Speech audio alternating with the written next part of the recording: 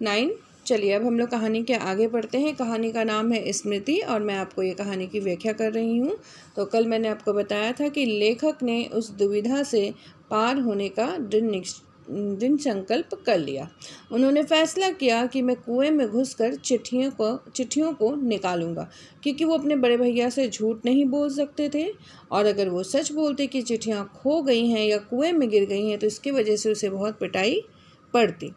कितना भयंकर निर्णय था, पर जो मरने को तैयार हो उसे क्या। मूर्खता अथवा बुद्धिमत्ता से किसी काम को करने के लिए कोई मौत का मार्ग ही स्वीकार कर ले, और वह भी जानबूझकर, तो फिर वह अकेला संसार से भिड़ने को तैयार हो जाता है। तो निर्णय काफ़ी खतरनाक था। कुएं के अंदर सांप था और उसे कुएं के अंदर जाना था चिट्ठियां लेने के लिए। तो वाकई में वो मरने से नहीं डरता था, क्योंकि उसे पता था कि मैं यहाँ मरूँ ना मरूँ, घर जाकर अपने भाई से पिटाई खाकर मर सकता हूँ। तो इसीलिए उसने यह फैसला कर लिया। मूर्खता यानी बेवकूफ़ी हो या फिर बुद्धिमानी हो, या किसी काम करने के लिए कोई मौत का ही रास्ता अगर स्वीकार कर रहा है तो वह भी जानबूझ करके, तो वह अकेला संसार से लड़ने के लिए तैयार हो गया है। और फल की क्या चिंता, फल तो किसी दूसरी शक्ति पर निर्भर करता है। अब उसने फल के बारे में यही सोचा कि इसका जो भी फल मिले, मैं कुएं के अंदर जाऊं तो मर जाऊं या बच जाऊं, तो ये फल तो ऊपर वाला ही तय करेगा। ये फल किसी दूसरी शक्ति यानी कि प्रभु पर निर्भर करता है। उस समय चिट्ठियां निकालने के लिए मैं विषधर यानी कि सांप जैसे जहरीले किसी जीव जंतु से भिड़ने को यानी कि लड़ने को भी तैयार हो गया। लेखक अब सांप से भी लड़ने को तैयार थे, लेकिन उन्हें चिट्ठियां उठानी थी। पासा फेंक दिया था। मौत का आलिंगन हो अथवा सांप से बचकर दूसरा जन्म, इसकी कोई चिंता न थी। तो लेखक ने बिल्कुल भी नहीं सोचा कि मौत से जाकर मैं गले लग जाऊंगा, मतलब कि सांप मुझे डस लेगा, या फिर सांप से बचकर मेरा दूसरा जन्म होगा, इसकी उसे कोई चिंता नहीं थी। बस उसे चिट्ठियाँ उस कुएं से निकालनी थी। पर विश्वास था कि डंडे से सांप को पहले मार दूंगा, पर यह सोचकर कुएं में उतरूंगा कि मेरे पास जो डंडा है उससे मैं सांप को पहले मार दूंगा, तब फिर चिट्ठियाँ उठा लूँगा। बड़ा आसान उसे लगा कि मैं कुएं में उतरूँगा और सांप को पहले मार दूँगा, उसके बाद चिट्ठियाँ उठा लूँगा। यह सोच करके वह कुएं में उतरने वाला था। बस इसी दृढ़ विश्वास के बूते पर मैंने कुएं में घुसने की ठानी, और यही सोच करके मैं कुएं में उतरने वाला था। कौन? लेखक। छोटा भाई रोता था और उसके रोने का तात्पर्य था कि मेरी मौत मुझे नीचे बुला रही है। लेकिन छोटा भाई देख करके कि मैं कुएं में उतरने वाला हूँ, वह इसलिए रोने लगा कि अब वो नीचे जाएगा, सांप उसे डस लेगा, वापस नहीं आएगा, तो वो मर जाएगा, मेरा भाई मर जाएगा, इसीलिए वो रो रहा था। यद्यपि वह शब्दों से न कहता था, वास्तव में मौत सजीव और नग्न रूप में कुएं में बैठी थी। मतलब वो कह तो नहीं रहा था मुझे कि जो कुएं में आप उतरने जा रहे हो भैया, कुएं में तो सांप है, सांप यानी कि उसकी मौत बैठी हुई है, जो उसे नग्न रूप में मिलेगी। मतलब इस तरह से कि बिल्कुल सामने है, उसने कपड़े नहीं पहने, वो नग्न अवस्था में है, बस मुझे अपने गले लगाने के लिए बैठी है। कौन? मौत। पर उस नग्न मौत से मुठभेड़ के लिए मुझे भी नग्न होना पड़ेगा। मतलब अब उस मौत से लड़ने के लिए मुझे भी नग्न रूप से यानी कि नीचे जाकर लड़ना पड़ेगा। छोटा भाई भी नंगा हुआ। नंगा कहने का अर्थ है क्योंकि धोती उनके पास जो उन्होंने पहनी हुई थी 2 ही थी, अब उस धोती को एक दूसरे से बांध करके वो कुएं में एक रस्सी जैसा बनाएंगे और उस धोती को पकड़ पकड़ के नीचे उतरेंगे। एक धोती मेरी, एक छोटे भाई की, एक चने वाली, 2 कानों से बंधी हुई धोतियाँ, 5 धोतियाँ और कुछ रस्सी मिलाकर कुएं की गहराई के लिए काफ़ी हुई। तो कुएं के अंदर उतरना है तो एक रस्सी चाहिए, वो डायरेक्ट कूद नहीं सकता था, इसीलिए अपनी धोती, अपने भाई की धोती, कानों में जो धोतियाँ थी वो, और चने जिसमें रखे हुए थे, बांधे हुए थे, वो धोती, सब मिलाकर, कुछ रस्सी भी मिलाकर अब कुएं के अंदर जाने के लिए लगभग इतनी लंबाई की रस्सी तैयार हो गई। हम लोगों ने धोतियाँ एक दूसरे से बांधी और खूब खींच कर आजमा लिया कि गांठें कड़ी है या नहीं। तो अब धोतियों को एक दूसरे से हमने मतलब गांठ बांधकर खींच कर देखा कि वह कड़ी है या नहीं। अपनी ओर से कोई धोखे का काम न रखा। मतलब यह तो नहीं कि गांठें खुल जाएंगी, धोती के एक सिरे पर डंडा बांधा और उसे कुएं में डाल दिया। अब कुएं में उतरना है तो उसमें डंडे को एक सिरे पे बांध दिया गया, लेखक ने बांध दिया और उसे कुएं में फेंका।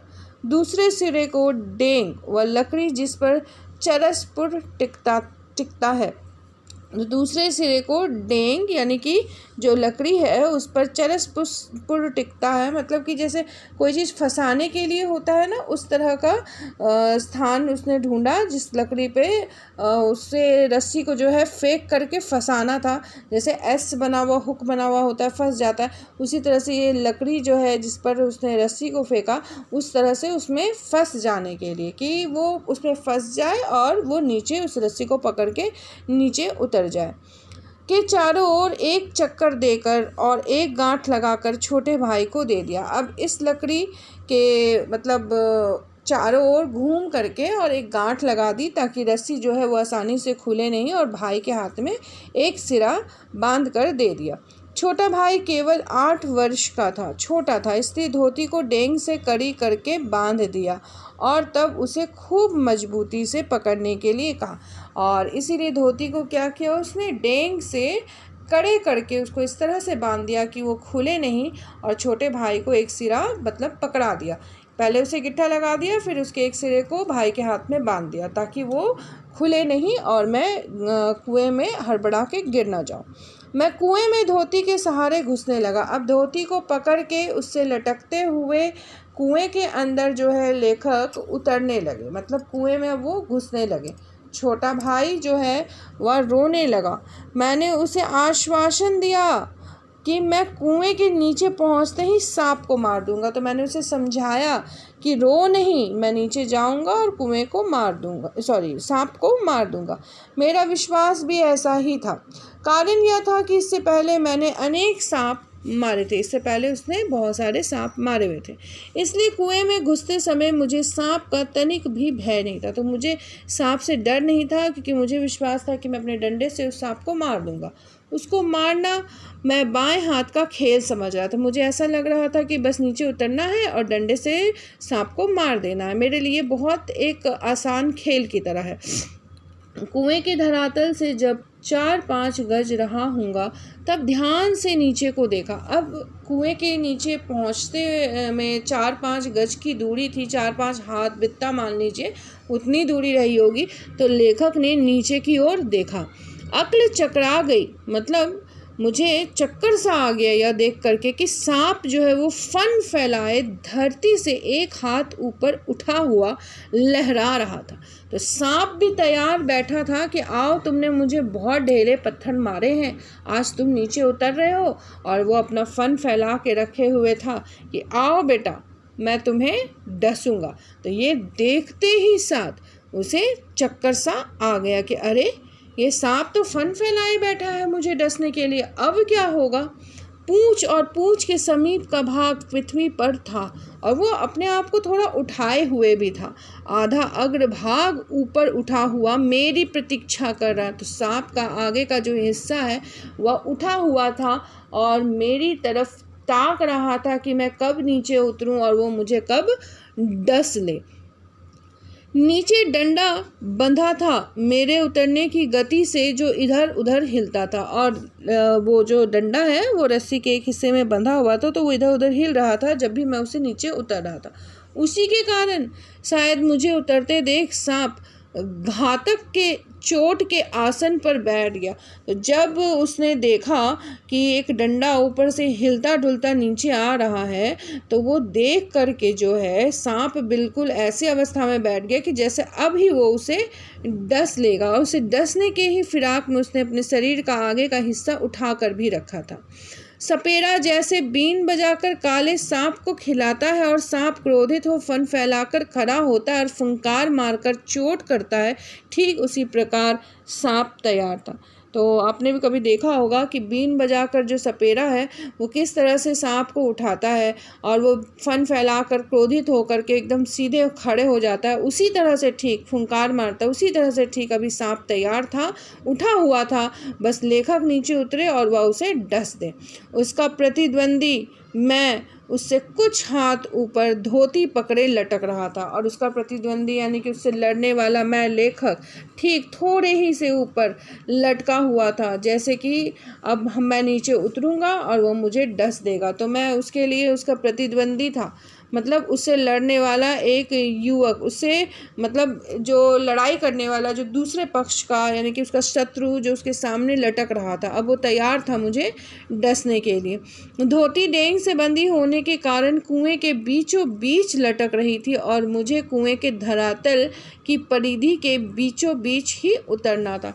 तो कुएं में जो डेंग आपने देखा होगा, कुएं के बीच मध्य में एक लकड़ी जैसा बना हुआ होता है जिसमें रस्सी फंसा कर औरतें कुएं से पानी निकालती हैं, उसी पर रस्सी फंसाई थी लेखक ने और उसी में रस्सी फंसी होने के कारण जो रस्सी है वो ठीक बीच में लटक रही थी और मुझे कुएं के धरातल की परिधि के बीचों बीच ही उतरना था और अब मैं जो हूँ ठीक बीच में ही उतरने वाला था।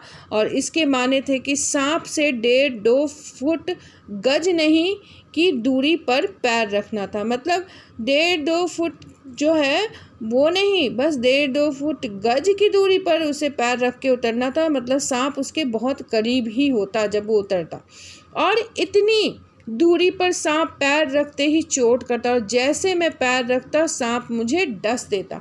स्मरण रहे कच्चे कुएं का व्यास बहुत कम होता है, नीचे तो वह 1.5 गज से अधिक होता ही नहीं है।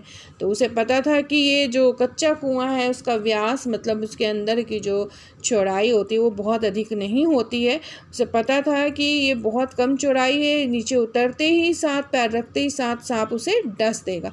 ऐसी दशा में कुएं में मैं सांप से अधिक 4 फुट की दूरी पर रह सकता था, वह भी उस दशा में जब सांप मुझसे दूर रहने का प्रयत्न करता, पर उतरना था तो कुएं के बीच में, क्योंकि मेरा साधन बीचों बीच लटक रहा था, मतलब रस्सी जो है वो बीचों बीच लटक रही थी और मुझे ठीक बीचों बीच उतरना था और मैं सांप से बहुत अधिक दूर नहीं था।